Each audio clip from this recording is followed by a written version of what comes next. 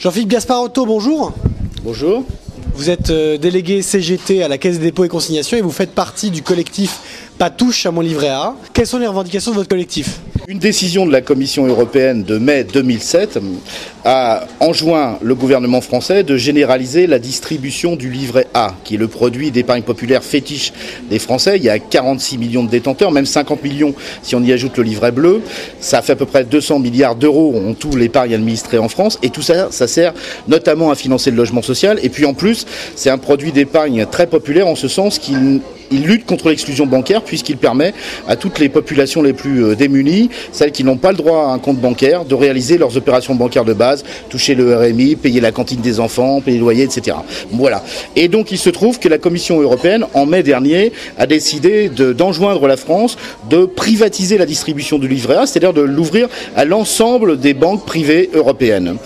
Le problème, c'est que Madame Lagarde, ministre de l'économie et des finances, qui par ailleurs anciennement a été administratrice d'une des banques européennes qui s'appelle ING, a décidé d'en rajouter par rapport à la décision de la Commission européenne et notamment de rompre avec un principe séculaire qui est de centraliser l'ensemble des fonds d'épargne populaire à la Caisse des dépôts, qui est la dernière institution financière publique qui garantit l'épargne des Français.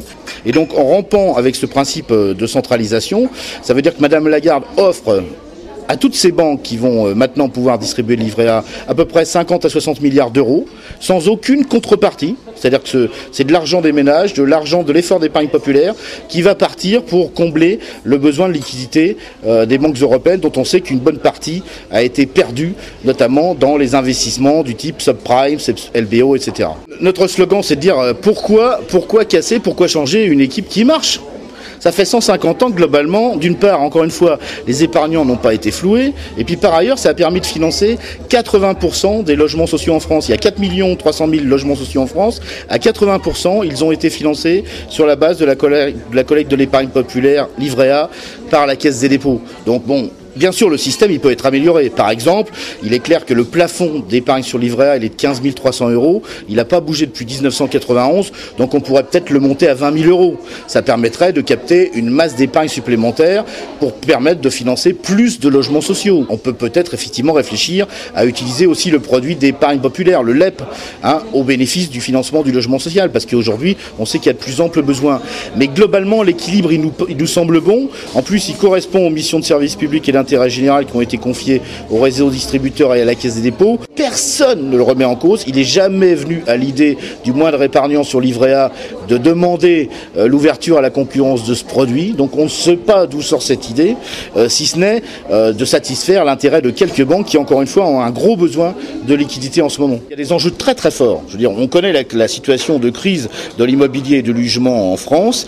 Il y a des milliers et des centaines de milliers de familles de mal logées qui ont bien compris le lien qui existait, y compris parce que souvent elles bénéficient du service de lutte contre l'exclusion bancaire que représente le livret A. Donc toutes ces familles de mal logés, mais aussi tous les jeunes salariés, tous ceux qui ont besoin d'un logement, qui couchent dans leur voiture même quand ils ont un petit salaire, etc.